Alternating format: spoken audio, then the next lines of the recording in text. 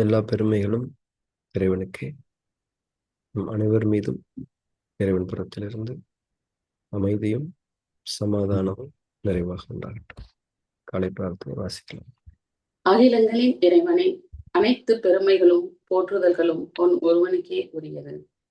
அனைத்தின் ஆதாரமும் நீ, அனைத்தின் தொடக்கமும் நீ, அனைத்தின் முடிவுகளும் உன்னிடமே. உன்னுடைய அருட்கொடையாம் இந்த நாளை உன்னுடைய திருப்பெயரால் நாங்கள் தொடங்குகின்றோம். எங்களது அறிவின் மற்றும் அறியாமையின் தீங்குகளிலிருந்து உன்னிடமே நாங்கள் பாதுகாவல் வேண்டுகின்றோம். எங்களது பெருமை மற்றும் பொறாமையின் தீங்குகளிலிருந்து உன்னிடமே நாங்கள் பாதுகாவல் வேண்டுகின்றோம். உலகத்தின் பொருள் மயக்கங்களும் எங்களது மன இச்சைகளின் கெட்ட நோக்கங்களும் உன்னுடைய பொருத்தத்தை விட்டும் எங்களை விலகி விடாமல் இருக்க உன்னிடமே உறுதியாக நாங்கள் பாதுகாவல் வேண்டுகின்றோம். இன்னும் எங்களுடைய தவறுகள் மற்றும் பாவங்களுக்காக உன்னிடமே நாங்கள் மன்னிப்பை வேண்டுகின்றோம். மன்னிப்பவனே, எங்களை மன்னிப்பாயாக. நேர் வழியில் எங்களை நிலைத்திருக்க செய்வாயாக. உன்னுடைய அருளை கொண்டும் கருணையை கொண்டும் உன் புறமிருந்து நற்குணங்களை கொண்டும் ஞானங்களை கொண்டும் என்றென்றும் எங்களை நீ வழி நடத்துவாயாக. நீ எங்களுடன் எப்போதும் இருந்து கொண்டிருப்பதை எங்களை எப்போதும் உணர்ந்திருக்க செய்வாயாக. எங்களது எண்ணங்களிலும் பார்வையிலும் பேச்சுக்களிலும் செயல்களிலும் பொறுமையை கொண்டும் நன்மைகளை கொண்டும் எங்களுக்கு வழிகாட்டுவாயாக. எங்களுக்காக நீ நாடி இருக்கும் நன்மைகளை தவறாது நாங்கள் அறிந்து கொள்ள எங்களுக்கு நீ உதவி செய்வாயாக. நீயே எங்களுடைய இறைவன், நீயே எங்களுடைய பொறுப்பாளன், நீயே எங்களுடைய இறைஞ்சுதலை செவியேற்பவன். செவியேற்பவனே, படைப்பாளனே, புதிய படைப்பாக எங்களை ஆக்கி தருவாயாக. புதிய வாழ்க்கையில் எங்களை வாழ வைப்பாயாக. அமைதியும் சமாதானமும் ஆரோக்கியமும் ஞானங்களும் நன்மைகளும் மேன்மைகளும் குளிர்ச்சியும் கதகதப்பும் சோலைகளும் நீரோடைகளும் தூய உணவுகளும் உறவுகளும் நிறைந்த புத்தம் புதிய வாழ்க்கையை உன்னை கொண்டு நாங்கள் விரும்புகின்றோம். விருப்பங்களை அளிப்பவனே, ஏற்றுக்கொண்டோம் இறைவனே. புதிய வாழ்க்கையில் எங்களை வாழச் செய்வாயாக. புதிய படைப்பாய் எங்களை ஆக்கி தருவாயாக. உன்னுடைய அருட்கொடையாம் இந்த நாளை உன்னுடைய திருப்பெயரால் நாங்கள் தொடங்குகின்றோம். பெருமைகளும் புகழ்களும் உன் ஒருவனுக்கே. நம்ம தியானத்துல தொடர்ந்து இருக்கலாம். கண்களை மூடிய நிலை. நாம் தியானத்தை தொடங்கலாம். புற உலகத்திலிருந்து விலகி அக உலகத்தில் நிலை பெறுவோம்.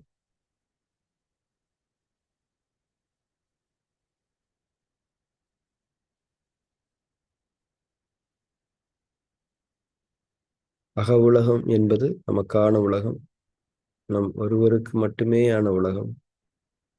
நாமும் நம் இறைவனும் என்ற தன்மையில் அந்த உலகம் இருக்கிறது. உலகம் சார்ந்த உங்களுடைய அடையாளங்களிலிருந்தும் விலகி ஒரு படைப்பு என்கிற தன்மையில் நீங்கள் அக உலகத்திற்குள் திரும்பிக் கொள்ளுங்கள். உங்களுடைய பெயர், பாலினம், கல்வி தகுதிகள், பொருளாதார தகுதிகள், சமூக தகுதிகள், உறவின் அடையாளங்கள் என அனைத்தையும் விட்டுவிட்டு நீங்கள் ஒரு படைப்பு என்கிற ரீதியில் மட்டும் உங்களுடைய அக உலகத்திற்குள் திரும்பிக் கொள்ளுங்கள்.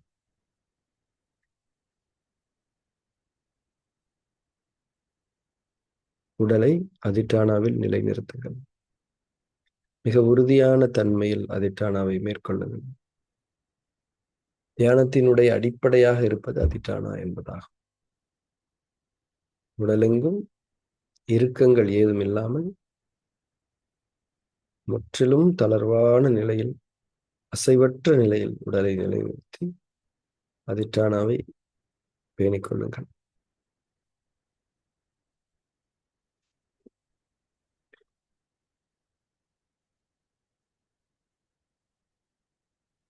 மூச்சின் மீது கவனம் இருக்கட்டும். ஆனாபானா செயல் தொடங்கட்டும். இயல்பான உள்மூச்சு, இயல்பான வெளிமூச்சு. இயல்பான தன்மையில் அதன் மீது கவனம் இருக்கட்டும்.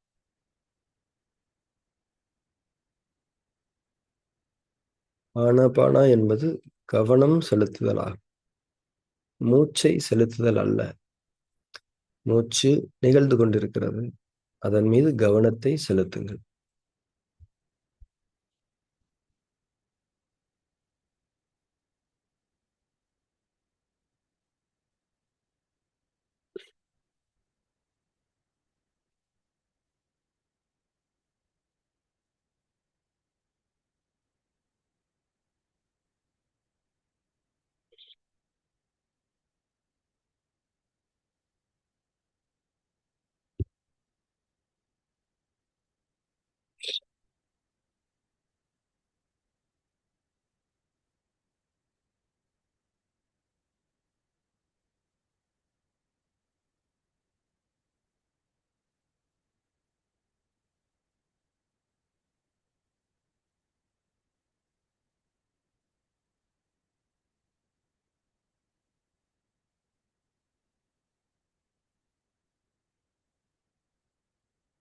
ஒவ்வொரு மூச்சையும் கவனிக்க வேண்டும்.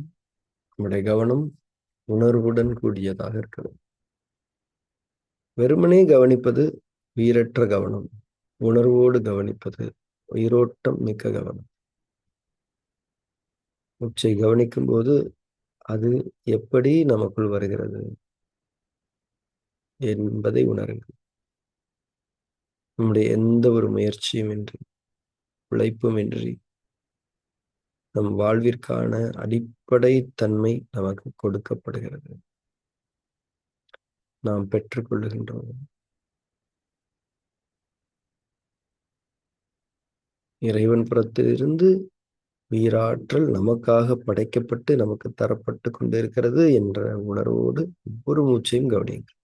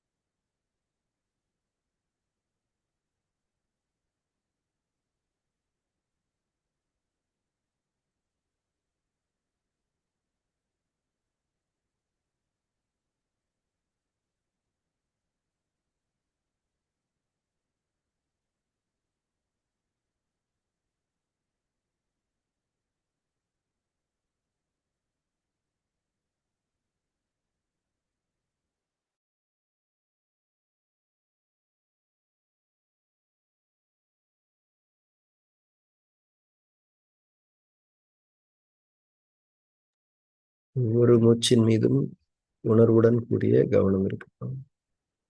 ஆனாபான செயல்முறை மிகவும் முக்கியமானது. லேசான முறையில் அது இருக்க வேண்டும்.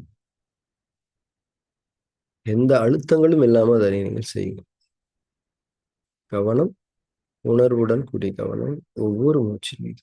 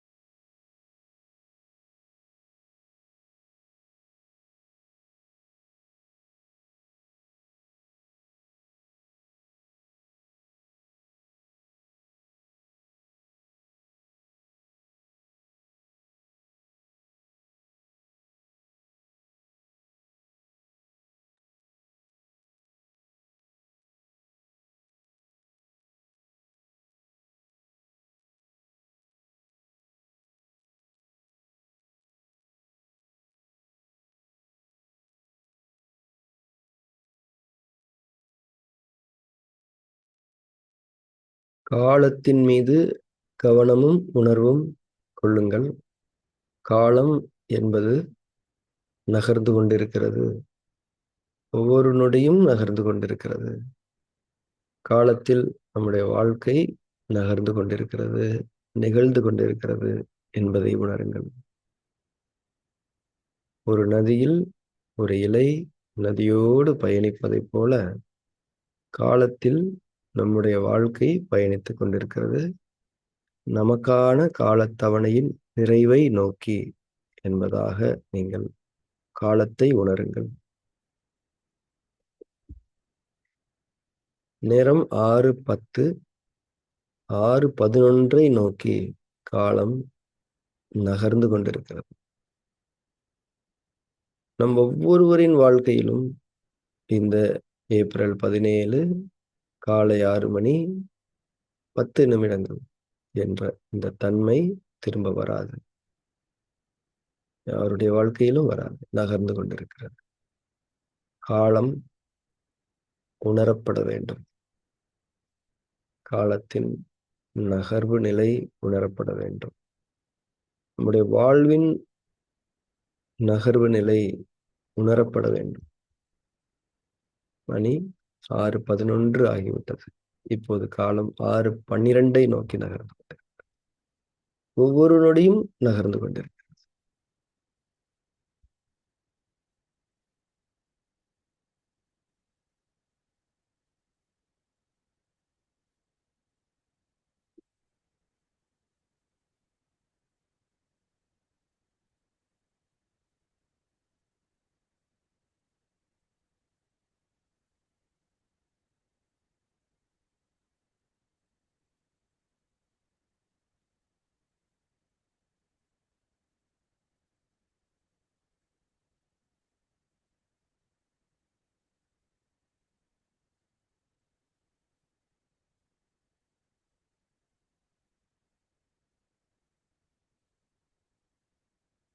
காலத்தின் மீது கவனம் இருக்கட்டும்.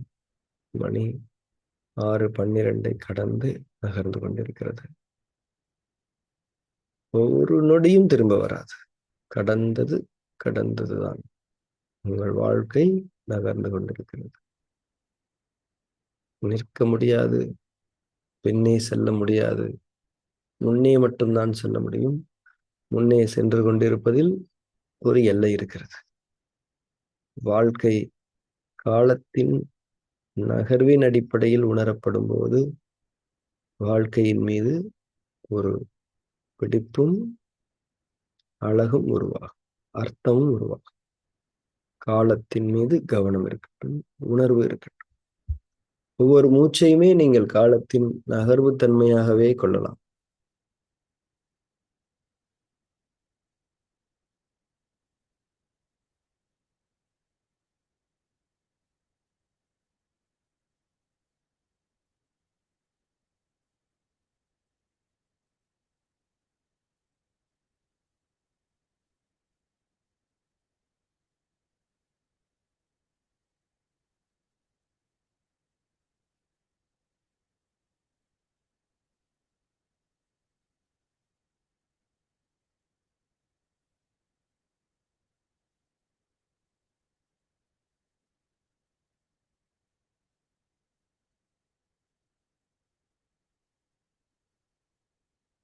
இந்த நொடி உங்களுக்கு நிகழ்ந்து கொண்டிருக்கிறது. உலகத்தில் பல மனிதர்களுக்கு இந்த நொடியோடு அவர்களின் காலத்தவணை நிறைவடைந்து விட்டது. நமக்கு தொடர்ந்து கொண்டிருக்கிறது. நமக்கும் அந்த புள்ளி வரும், நிறைவடையக்கூடிய புள்ளி. ஆனால் இப்போது நமக்கு அனுமதி, உயிரோட்டம் வழங்கப்பட்டு கொண்டிருக்கிறது. உணர்வில் அடிப்படையில் காலத்தின் நகர்வையும் மூச்சையும் இறைவனுடனான அந்த அழகிய தொடர்பையும் நீங்கள் உணர்ந்தவர்களாக தியானத்தில் இருங்கள்.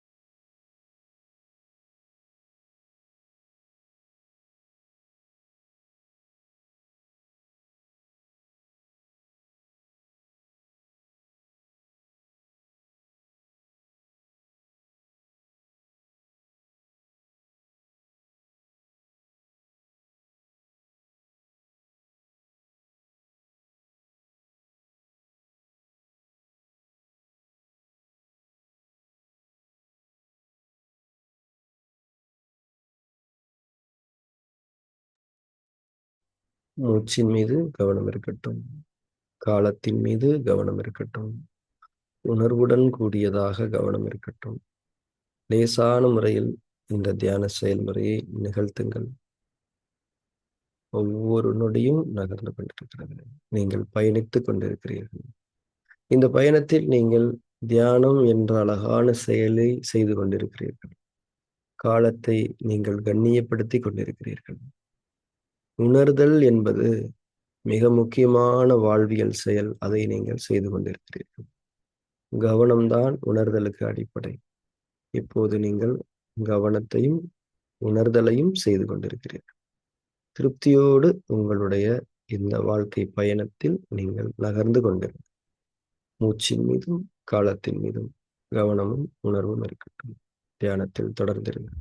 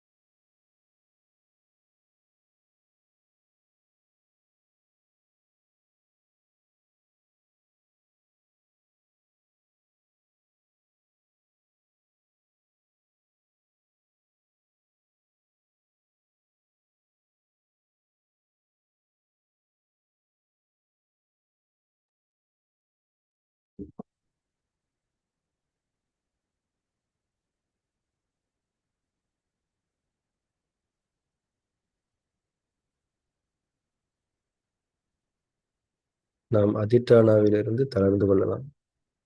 தியானத்தில் தொடர்ந்திருங்கள்.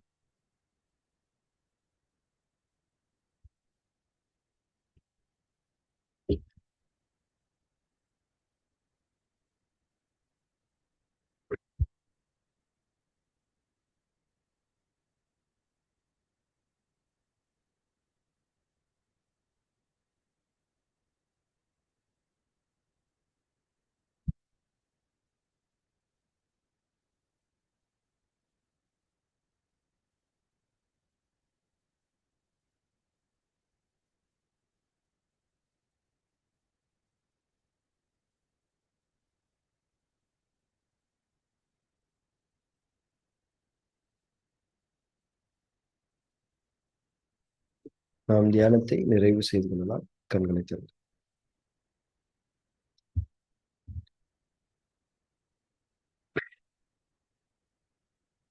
இந்த போர்டை கொஞ்சம் கவனிச்சுக்கலாம். ஒரு முக்கியமான டீச்சிங் இது. இப்போ நம்ம உடம்பு இருக்குது. நம்ம உடம்புல வந்து ஆர்கன்ஸ் இருக்குது. ஆர்கன்ஸ் எல்லாமே இயங்குது. ஆரோக்கியமா இயங்கணும்.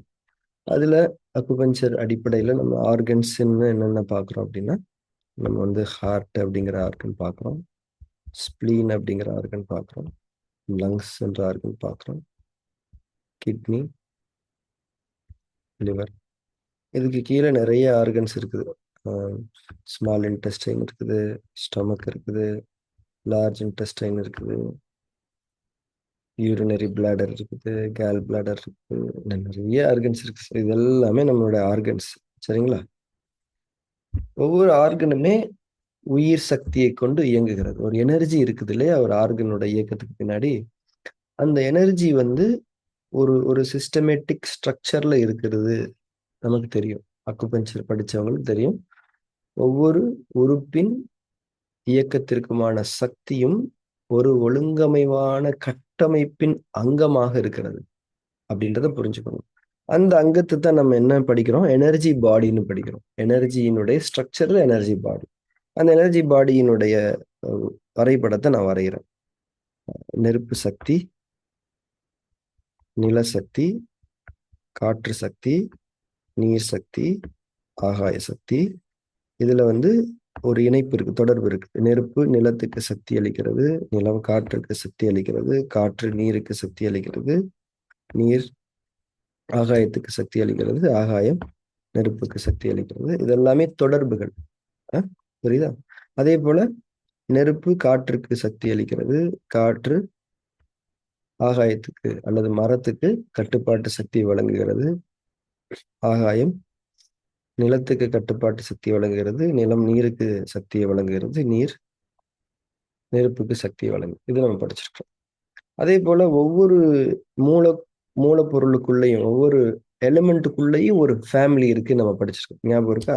இப்ப எர்த் இருக்குன்னா எர்த்துக்குள்ளேயும் ஃபயரு, எர்த்து, ஏரு, வாட்டரு, ஸ்பேஸ் இருக்கு. இதுக்கு இப்ப ஏர் எடுத்துக்கிட்டீங்கன்னா ஏருக்குள்ளேயுமே ஃபயரு, எர்த்து, ஏரு, வாட்டரு, ஸ்பேஸ் இருக்குது. வாட்டர் எடுத்துக்கிட்டிங்கன்னா ஃபயரு, எர்த்து, ஏரு, வாட்டரு, ஸ்பேஸ் இருக்கு. இதுக்குள்ளேயுமே ஃபயரு, எர்த்து, ஏரு, வாட்டரு, ஸ்பேஸ் இருக்கு.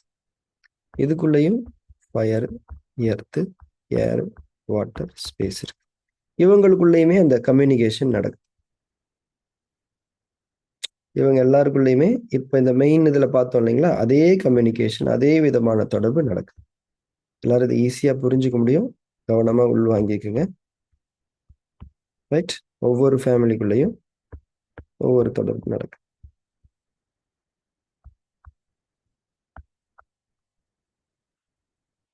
இதே மாதிரி இங்க ஒவ்வொரு எலிமெண்ட் இருக்கு இல்லையா, இந்த எலிமெண்ட் இருக்குல்ல,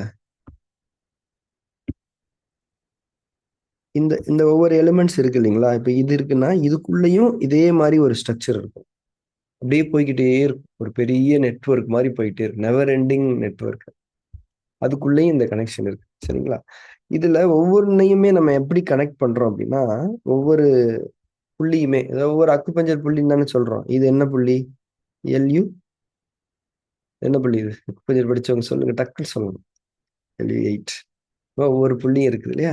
ஒவ்வொரு புள்ளியும் 3 வேலை செய்யுதுன்னு சொல்றோம். என்னென்ன வேலை? அதாவது வெளி சூழல்ல வந்து நெருப்பு சக்தி இருக்குது. அதாவது பிரபஞ்ச சூழல்ல நெருப்பு சக்தி இருக்குது, நில சக்தி இருக்குது, காற்று சக்தி இருக்குது, நீர் சக்தி இருக்குது, ஆகாய சக்தி வெளி சூழல்ல உடம்புக்கு வெளியில இருக்குது. சரியா? இதுல இந்த நெருப்பு சக்தி, அதாவது வெளியில இருக்கக்கூடிய நெருப்பு சக்திய நம்ம பாடிக்குள்ள இருக்கக்கூடிய எனர்ஜி ஸ்ட்ரக்சர்ல யாரெல்லாம் உள்வாங்குறாங்க அப்படின்னு ஒரு கணக்கு இருக்கு.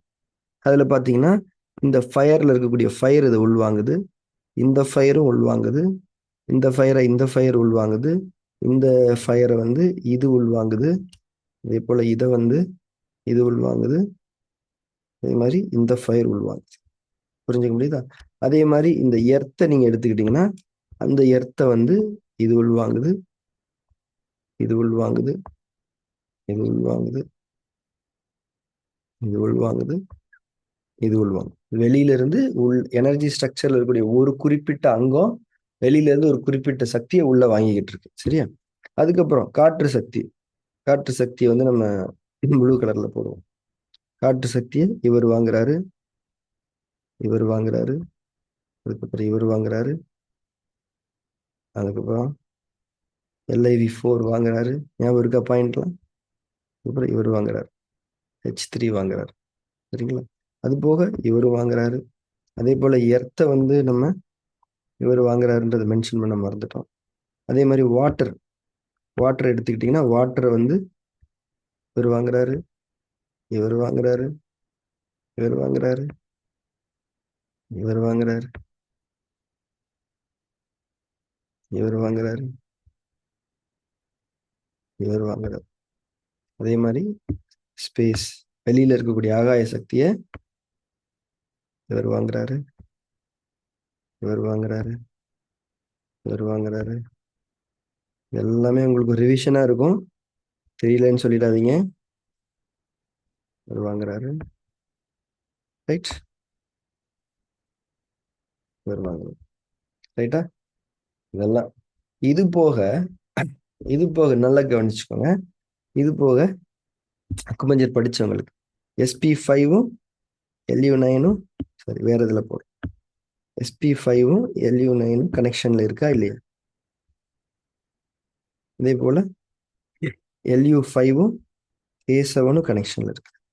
அதே போல K1ம் LIV8ம் கனெக்ட்ல இருக்கு.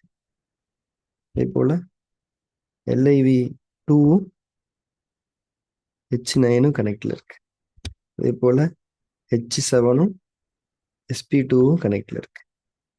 SP5 போட்டாச்சு. அதே போல இங்க SP9ம் K3யும் கனெக்ட்ல இருக்கு. இங்க LU11ம் LIV4ம் கனெக்ட்ல இருக்கு. அதுக்கப்புறம் இங்க LIV3யும் SP1ம் கனெக்ட்ல இருக்கு, ரைட்டா. அதே போல இங்க H3யும் H4ம் LU10ம் கனெக்ட்ல இருக்கு, சரியா. இதெல்லாம் கனெக்ஷன் இருக்கு. இன்னும் நிறைய கனெக்ஷன்ஸ் இருக்குது.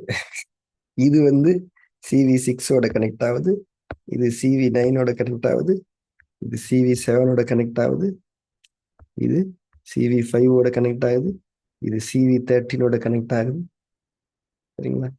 CV13 ஸ்பிளீனோட கனெக்ட் ஆகுது, CV5 ஹார்ட்டோட கனெக்ட் ஆகுது, CV7 லிவரோட கனெக்ட் ஆகுது. அடுத்து என்ன, இது CV6 கிட்னியோட கனெக்ட் ஆகுது. இது CV13 ஸ்பிளீனோட கனெக்ட். இதை பார்க்கறதுக்கு எப்படி இருக்குது? இந்த படத்தை பார்க்க, இந்த படம் நம்ம உடம்புல நடக்கக்கூடிய சக்தி பரிமாற்றத்தின் படம். இது சும்மா இமேஜினரி டிராயிங். இது இப்போ நம்ம உடம்புல நடந்துகிட்டு, சரியா. எவ்வளவு காம்ப்ளிகேட்டடா இருக்குது. ஆனா இவ்வளவு காம்ப்ளிகேட்டடான விஷயத்த நம்மளால ஈஸியா ஞாபகம் வச்சுக்க முடியும். இப்ப நான் போட்டேன்னா இல்லையா, உண்மையா அக்குபஞ்சர் படிச்சிருக்கவங்க இதை எந்த விதமான ப்ரிப்பரேஷன் இல்லாம கனெக்ட் பண்ண முடியும். ஏன் கனெக்ட் பண்ண முடியும்? நான் சொல்றது கவனமா உள்வாங்கி. ஏன் இந்த மாதிரி நம்மளால இவ்வளவு காம்ப்ளிகேட்டடான விஷயம். இது போக மைண்ட் 1, மைண்ட் 2, மைண்ட் 1ல இருந்து மைண்ட் 2க்கு ஒரு கனெக்ஷன், மைண்ட் 2ல லேயர்ஸ் இருக்குது, அதுல இனங்கள் இருக்குது, அதுல இருந்து இங்க ஃபயர் எலிமெண்ட்ல ஒரு கனெக்டிவிட்டி நடக்குது, எவ்வளவோ கனெக்டிவிட்டிஸ் நடக்குது. இது எல்லாத்தையுமே நம்ம ஒரு பேசிக் அண்டர்ஸ்டாண்டிங் நல்லா புரிஞ்சுக்கணும். ஒரு பேசிக் அண்டர்ஸ்டாண்டிங் இருந்தா இந்த காம்ப்ளிகேட்டட் கனெக்ஷன் நம்ம ஈஸியா பில்ட் பண்ணிடலாம். ஒரு அக்குபஞ்சர் மருத்துவர்கிட்ட நீங்க போனீங்கன்னா இந்த கனெக்ஷன்ல எந்த வயர் ப்ராப்ளமா இருக்குன்னு கண்டுபிடிச்சிருவாரு. கண்டுபிடிச்சு அதை சரி பண்றதுக்கான ட்ரீட்மெண்ட் தான் பண்றாரு, ரைட்டா. அகெயின் நான் சொல்றேன், இவ்வளவு காம்ப்ளிகேட்டடான செட்டப்பை நம்ம எந்த சிரமமும் இல்லாம புரிஞ்சுக்க முடியும், திரும்ப வரைய முடியும், அதுல எங்க ப்ராப்ளம் இருக்குன்னு கண்டுபிடிக்க முடியும், அதை ஃபிக்ஸ் பண்றதுக்கான வழிமுறையை நாம டெரைவ் பண்ணிக்க முடியும். ஏன் இது எளிமையா இருக்குன்னா, இது அத்தனைக்கு பின்னாடியும் ஒரு ஒழுங்கு இருக்கிறது. இது அத்தனைக்கு பின்னாடியும் ஒரு ஒழுங்கு இருக்கா இல்லையா? ஒரு எலிமெண்ட், ஒரு புள்ளி வெளி சூழல்ல இந்த எனர்ஜியை வாங்கும், தன்னுடைய சொந்த குடும்பத்துல கட்டுப்பாட்டு சுற்றை, உற்பத்தி சுற்றை நிறைவேற்றும், இன்னொரு குடும்பத்துல உற்பத்தி சக்தியையோ கட்டுப்பாட்டு சக்தியோ பரிமாறிக்கொள்ளும். அந்த பிரதான புள்ளி ஒரு உறுப்புக்கு சக்தி கொடுக்கும். இதுதான் கான்செப்ட். அக்குபஞ்சர் படிச்சிருக்கவங்களுக்கு தெரிஞ்சிருக்கணும், சரியா. அப்போ இது அத்தனைக்கு பின்னாடி ஒரு ஒழுங்கு இருக்கிறது என்பதை நான் புரிந்து, அந்த ஒழுங்கு புரிந்து கொள்ளப்பட்டால் இந்த காம்ப்ளிகேட்டட் ஸ்ட்ரக்சரை எந்த குழப்பமும் இல்லாம நம்ம ஹேண்டில் பண்ண முடியும். இந்த காம்ப்ளிகேட்டட் ஸ்ட்ரக்சர் ஒட்டுமொத்தத்துக்குமான ஒழுங்கு மனசுல இருக்கு. நீங்க மனசுல ஒழுங்க பேணி கொண்டீர்கள் என்றால் இதை பத்தி நோ நீட் டு வரி, இது ஆட்டோமேட்டிக்கா ஒழுங்காயிடும். இதுக்குள்ள போக தேவையே இல்லை. ஏன்னா இதோடைய ஒழுங்குக்கான சுவிட்ச் இங்கேயே இல்லை, இது வெளியில இருக்கு. அந்த சுவிட்சை நீங்க போட்டீங்கன்னா அது ஒழுங்காயிரும். அந்த சுவிட்ச் தப்பா இருந்ததுன்னா இது திருப்பி காம்ப்ளிகேட் ஆயிடும். ஃபுல்லாவே காம்ப்ளிகேட் ஆயிடும். அப்போ இந்த உலகத்துல நிறைய விஷயங்கள் இருக்கு. நிறைய விஷயங்கள் இருக்கு. ஒவ்வொருத்தரும் ஒன்றும் இல்லை, நீங்க வந்து ஒரு இன்ஸ்டாகிராமுக்கோ ஒரு ஃபேஸ்புக்கோ போனீங்கன்னா நிறைய டாக்டருங்கெல்லாம் வந்துட்டாங்க. யூடியூப் டாக்டர்ஸ் வந்துட்டாங்க. ஆஸ்பத்திரியில் இருக்க டாக்டர்களே இருக்கிறாங்க. என்ன, வாக்கிங் போங்கன்னு ஒரு குரூப் சொல்றாங்க. இன்னொரு குரூப் வாக்கிங் போனா முட்டி வலிக்கும், நீங்க சைக்கிளிங் போங்கங்கிறாங்க. இல்ல இல்ல ரன்னிங் போனாதான் நல்லதுன்னு ஒரு குரூப் சொல்றாங்க. இல்ல ஜாகிங் தான் இருக்கிறதுலே பெஸ்ட் அப்படின்னு ஒரு குரூப் சொல்றாங்க. ஒருத்தர் ஜிம்முக்கு போங்க, வெயிட் லிஃப்ட் பண்ணுங்க, மஸ்ஸில பில்ட் பண்ணுங்க, அப்பதான் உங்களுக்கு வந்து எல்லாமே நல்லா இருக்கும்னு அவர் சொல்றாரு. இன்னொருத்தர் ஜிம்முக்கு போனீங்கன்னா ஹார்ட் அட்டாக் வந்து செத்துருவீங்கிறாரு. இன்னொருத்தர் வந்து ஆப்பிள் டெய்லி ஒண்ணு சாப்பிடுங்கிறாரு. இன்னொருத்தர் ஆப்பிள் சாப்பிட்டா சளி பிடிக்குங்கிறாரு. இந்த பக்கம் பாத்தீங்கன்னா காலை பிரேக்ஃபாஸ்டே ஒரு மித்து, சாப்பிடாதீங்கிறாங்க. காலையில பிரேக்ஃபாஸ்ட் சாப்பிடலைன்னா எப்படி உங்களுக்கு எனர்ஜி இருக்கும்? காலையிலேயே நீங்க சாப்பிட்டீங்கன்னா தான் ஜீரணம் நல்லா நடக்கும், ஃபுல் எனர்ஜி கிடைக்குங்கிறாங்க. வெஜ் சாப்பிட்றதா நல்லதுங்கிறாங்க. இந்த பக்கம் வெஜ் சாப்பிட்றவங்களுக்கு புரோட்டீனே கிடைக்காது, சுகர் வந்து செத்துருவாங்கிறாங்க. சரி வெஜ் சாப்பிடலாம் அப்படின்னு முடிவு பண்ணா உயிரை கொல்றது மிகப்பெரிய பாவம், வள்ளலார் என்ன சொல்லியிருக்காருன்னு தெரியுமான்னு கேட்குறாங்க. இந்த குரூப் வெஜ்ஜை நீங்க குக் பண்ணாம சாப்பிடுங்கிறாங்க. இந்த பக்கம் மருந்து அடிக்கிறாங்க, குக் பண்ணாம சாப்பிட்டீங்கன்னா டாக்ஸின்ஸ் உள்ள வந்துருங்கிறாங்க. ஒரு குரூப் லிவர் டீடாக்சிஃபிகேஷன் பண்ணுங்கிறாங்க. நம்ம ஆட்கள் என்ன பண்றாங்க, அதெல்லாம் எதுவும் பண்ணாதீங்க, உறுப்பே கிளீன் பண்ணிக்க, அந்த உறுப்பை எனர்ஜைஸ் பண்ணுங்கிறாங்க. சரியா, யோகா பண்ணுங்கிறாங்க.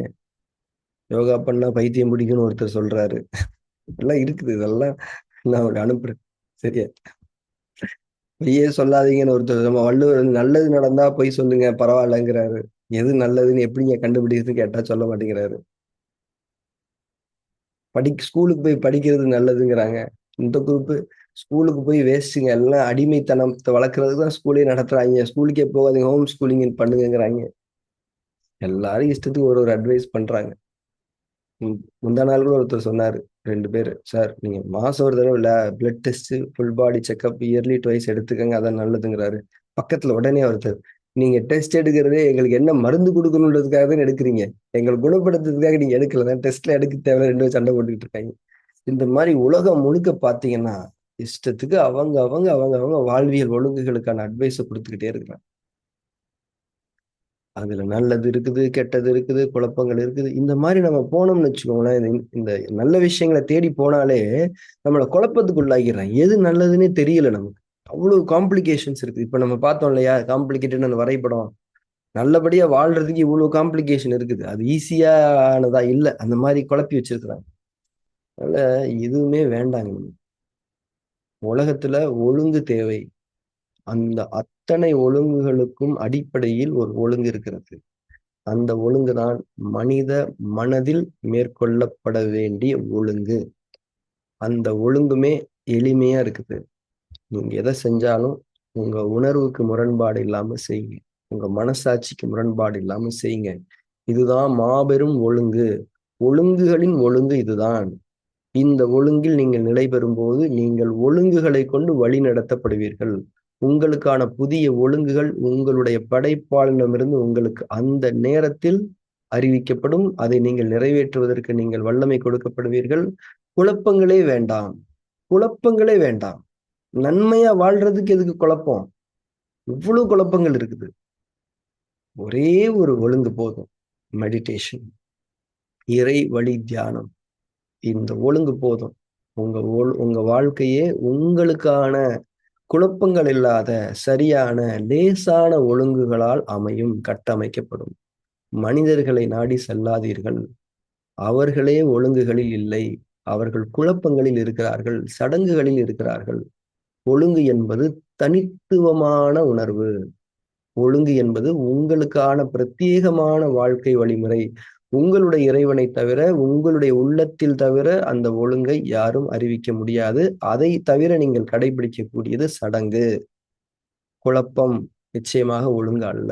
எனவே நீங்கள் ஒரு செயலை செய்யும்போது, ஏற்கனவே நம்ம ஒரு செயலை செய்யும்போது, இந்த செயலுக்கு என்னுடைய மனசாட்சி முரண்படுகிறதா இல்லையா? முரண்படவில்லையா, நான் செய்கின்றேன். 1000 சொல்லட்டும். அது தப்பா கூட இருக்கட்டும். அதுக்கப்புறம் நீங்க ஐயோ தப்பு பண்ணிட்டு உணர்ந்தா மன்னிப்பு கேட்டுருங்க. அப்ப இறைவன் ஏன் அதை முன்னாடி உணர்த்தல? உங்களுக்கு ஒரு அனுபவத்தை தர நாடி இருக்கின்றார். அந்த நேரத்துல உணர்வு என்ன சொல்லுது நீங்க கவனிங்க. அந்த உணர்வை கவனிப்பதற்கு உதவக்கூடிய வழிமுறை தான் இறை வழி தியானம். உணர்வாளர்களாக நம்மை வாழ வைக்கக்கூடிய வழிமுறை தான் இறை வழி தியானம். அதனால இன்னைக்கு சமூகத்துல குழப்பங்கள் நிறைந்திருக்குது. குழப்பங்கள் நம்மை சூழ்ந்து இருக்கிறது. கெட்ட விஷயங்கள்ல குழப்பமே கிடையாது. கெட்ட விஷயங்கள்ல குழப்பமே கிடையாது. நல்ல விஷயங்கள்ல தான் குழப்பம். கெட்ட சக்திகள் இந்த நல்ல விஷயங்கள்ல அந்த குழப்பத்தை பர்பஸா ஏற்படுத்தி வச்சிருக்கு. ஏன்னா நல்ல விஷயங்கள் நாம செய்யக்கூடாதுன்றதுக்காக. கெட்ட விஷயங்கள்ல அவ்வளவு கிளாரிட்டி இருக்குது. இது கெட்டது, அவ்வளவுதான், முடிஞ்சு போச்சு. இது நல்லது, எவ்வளவு நல்லது, எனக்கு நல்லதா, எப்பப்ப செஞ்சா நல்லது, இது இவர் நல்லது இல்லைங்கிறாரே, இவர் நல்லதுங்கிறாரே, அவர் ரெண்டுமே வேணாம் வேற ஒண்ணு பண்ணுங்கிறாரே. இந்த மாதிரி குழப்பங்கள் இல்லாத இடமே கிடையாது. நீங்க வெளியில போனா தெரியும். எதுலையுமே சிக்காதீங்க. எதுவுமே வேண்டாம். நம்முடைய இறைவன் நமக்கான குருவாக நம்முடைய உள்ளத்தில், நம்முடைய உணர்வில் அவனுடைய அந்த அற்புதமான வழிகாட்டல்களை அரவணைப்போடு கருணையோடு காட்டிக் கொண்டிருக்கு. உணர்வை மதித்து பழகுங்க. அவ்வளவுதான். இப்போ இவ்வளவு காம்ப்ளிகேட்டட் படத்தை வரைஞ்சோம். இது அத்தனையும் அடிப்படை என்ன? மனசு ஒழுங்கா இருந்தா அந்த காம்ப்ளிகேட்டட் ஸ்ட்ரக்சர் அது பாட்டு நடந்துக்கு, அதுக்குள்ளேயே போக வேணாம். அதுல ஒரு கனெக்ஷனை சரி பண்ணா எல்லாம் சரியாயிரும். ஒண்ணு தப்பானா எல்லாம் தப்பாயிரும். இதுதான் ஒழுங்கு. Everything is related. அதனால விநாயகர் ஞான பழத்தை வாங்கின மாதிரிதான், காம்ப்ளிகேஷனே வேணாம். லேசான வாழ்க்கை நமக்கு இருக்குது. பழத்தை வாங்குறதுக்கு பிள்ளையார் என்ன பண்ணாரு? கொஞ்சம் சிந்திச்சாரு. அம்மையப்பன் என்றால் உலகம், உலகம் என்றால் அம்மைய சுத்தி வாங்கினார். அவ்வளவுதான். அந்த மாதிரிதான் லேசா இருக்குது, புரிஞ்சுக்கங்க. உணர்வு இருக்குது, உள்ள இருக்குது, வழிகாட்டுதல் இருக்குது, அரவணைப்பு இருக்குது. எந்த விதமான தவறும் நிகழ வாய்ப்பே இல்லை. ஆனால் உணர்வை அறிந்து கொள்வதில், உணர்வை உணர்ந்து கொள்வதில் மட்டும் நாம் கொஞ்சம் கவனமாக இருக்க வேண்டும்.